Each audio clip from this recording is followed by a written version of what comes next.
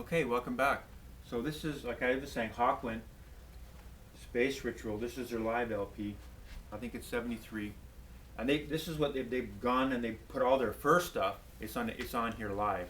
And so with those three Hawkwind records that I've got, I don't need to really listen to much more than that because I've got it all.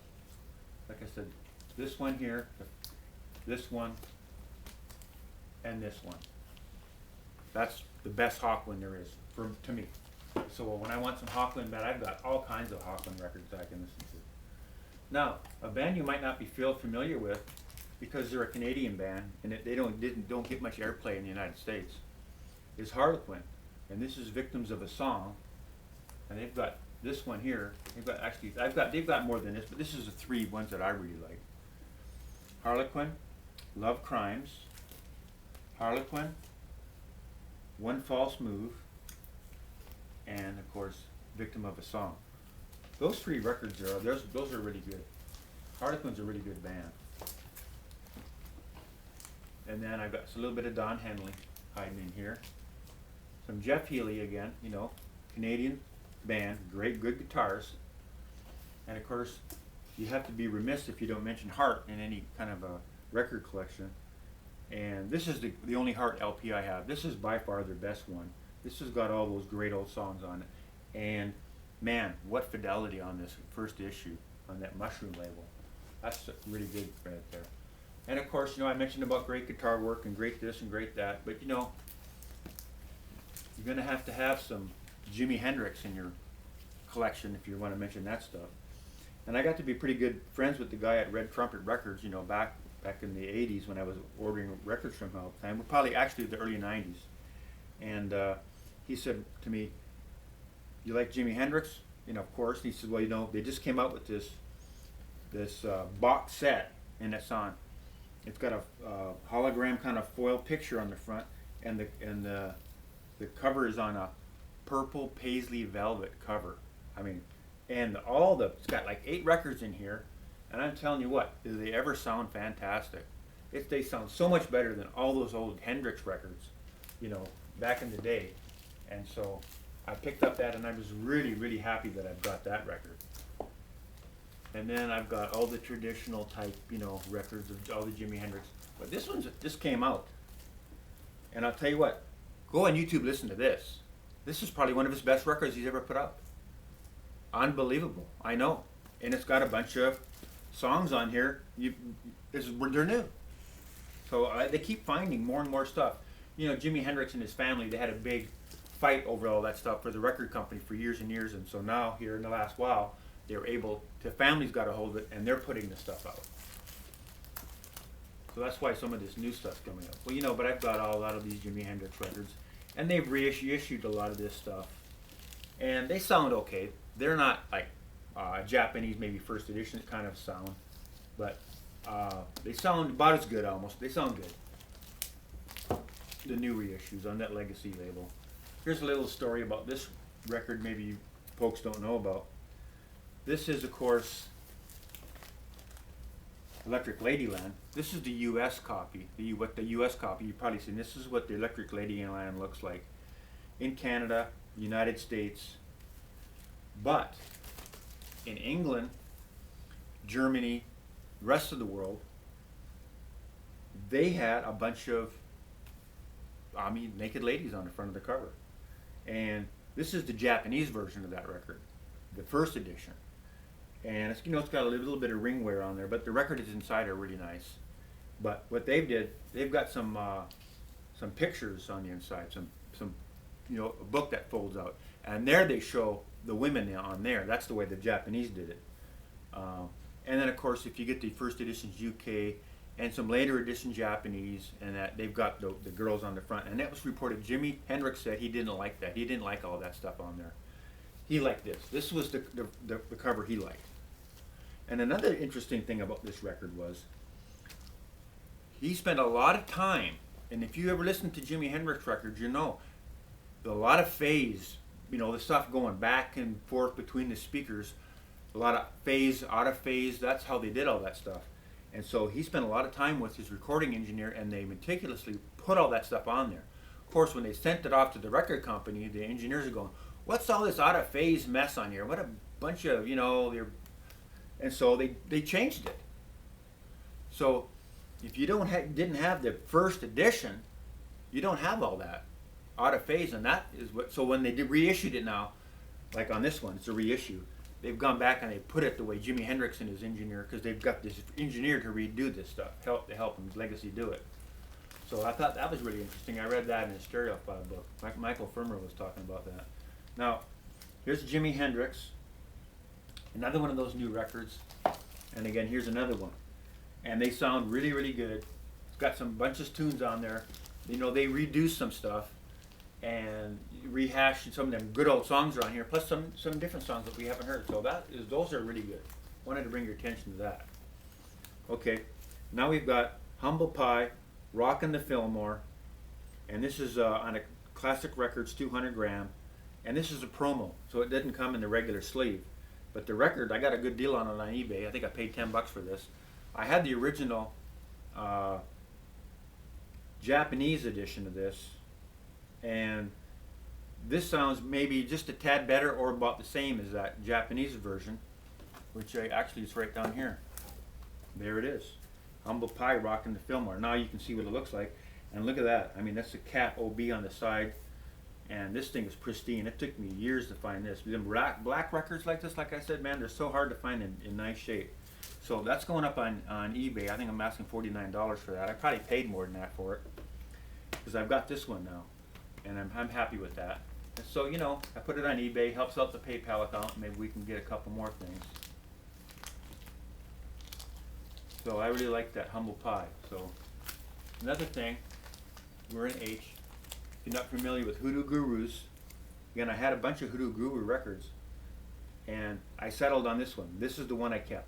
All the rest of them, they put them on eBay. Huey Lewis and the News,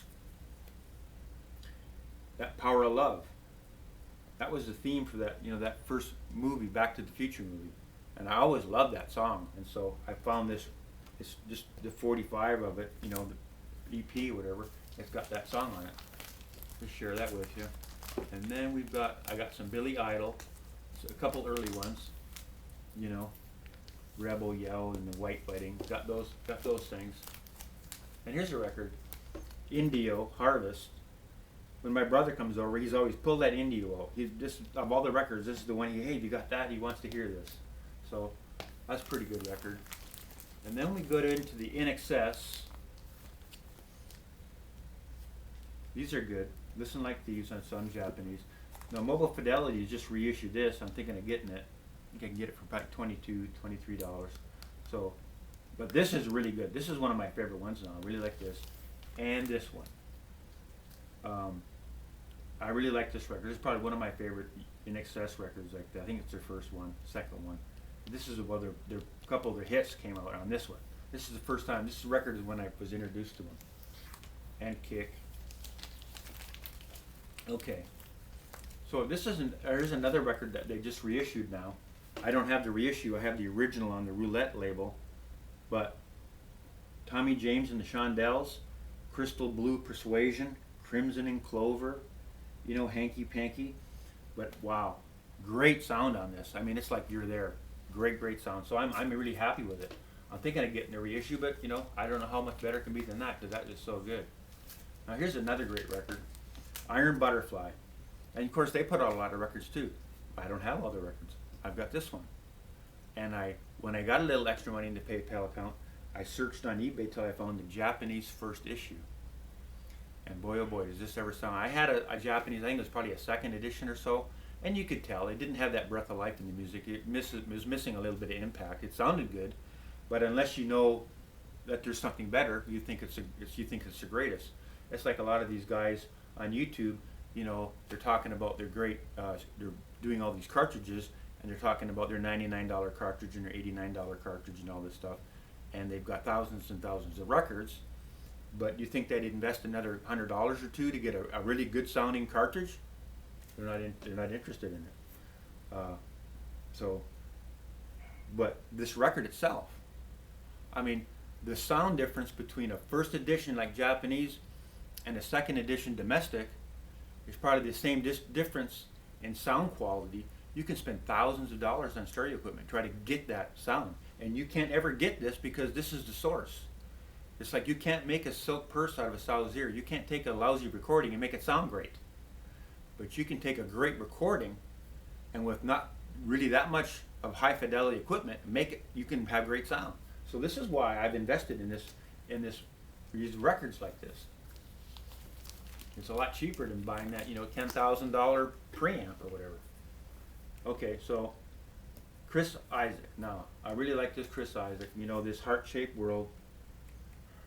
Great stuff on here.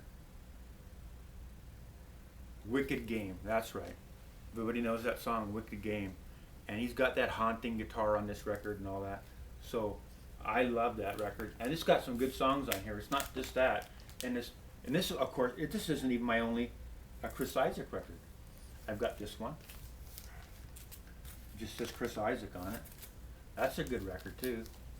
And I've got this one, Silvertone. And both of these are really nice sounding records and they're good records. I really enjoy them. So I still got them in my collection. Now you might not be aware of this fellow. It's called Colin James. He's from Canada again. And he can really play the guitar. This guy here, he's good, really good. Enjoy that record. And now we get into some of those gems again. And they are, let's go over here so you can see. Look, it's on that Vertigo swirl again. But the interesting thing about Jade Warrior and these swirls is they were all issued on the Swirl label in the United States and Canada. So you don't have to go and get a UK press, which is very rare. You don't even see those on eBay, the UK presses, and if you find one, it's probably going to be $300-400 if it's in good shape, because you never see them. But I've had these for years. I've got this. This is their first one, Jade Warrior Revisited. And I've revisited, of course, this record a few times, and I've had a few different. So I actually found one that was in the shrink, and it's got the poster and the whole thing, and it's in really nice condition. So this Jade Warrior release, and this is another Jade Warrior record right here. You can see the Vertigo on the top. This is I think their fourth record, is Floating, and that's good. I've just listened to it here a couple weeks ago, just to make sure, and yeah, it's a nice record. It's a little bit different than the other three, but it's still really good. And then this last Autumn's Dream, again, that's on the Swirl, and like I say, these are all on.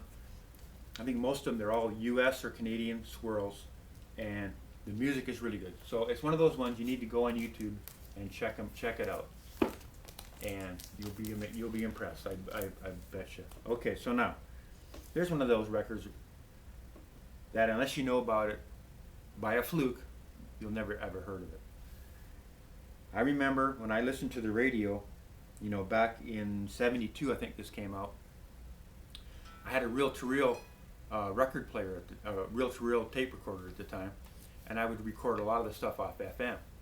And I started listening to this song, Mr. Oil Man. I'm like, wow, that is great. I kept listening to it. So finally, I called him up, the radio station, said, listen, who plays that Mr. Oil Man? What's that? He said, well, that's the Jarvis Street Review. I said, well, thanks a lot, man. I'm going to run out there tomorrow and buy that record. I love it. He says, can't. I said, what do you mean I can't buy it? He says, it's been deleted. You never ever find it. I said, well, man, he says, I know. It's a great record. But, these people are anti-oil. And so I don't know what happened. Think about what happened. You can come up with a conspiracy theory if you want. I don't know.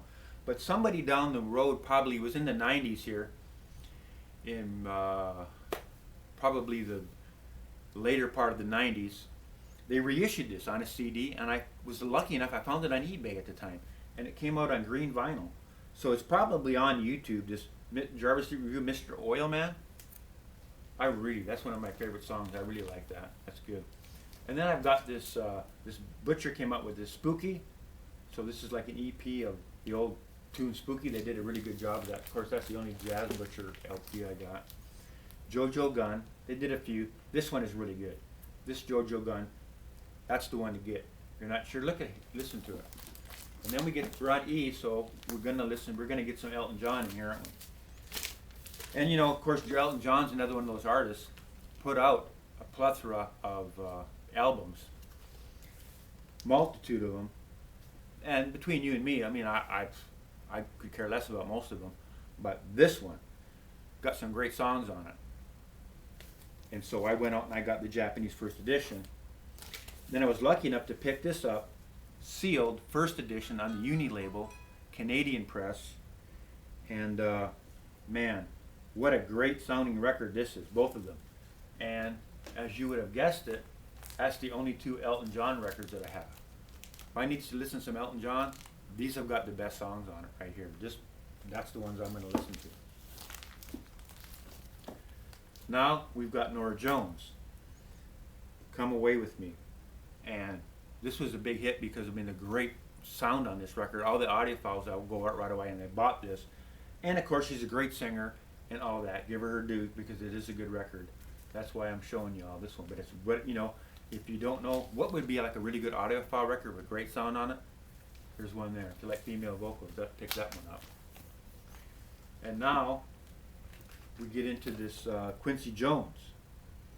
Quincy Jones, and we go back. Remember I was saying earlier about some record companies always had great sound on them? Those Warner Brother labels and them old A&M labels. Man, that's why I was listening to this record so much, because the sound on it was so great. And it does have some good songs on it, of course, but I just listened to it so much because of the sound quality was so good. So I was lucky enough, I looked enough, I was able to find a nice Japanese copy of this. And the next one, of course, Smackwater Jack. I just probably a few months ago picked this up on Japanese. And then I've had this for a little while. This is a Japanese double LP on the A&M, on the Gem label of Quincy Jones. And it's got a lot of good hits on it. Of course, we'll never know what they are unless you look on the inside, because it's a really early edition Japanese, and that's the way they did it then. They didn't have an OB, they had it Japanese on the back, because it's a Japanese only edition.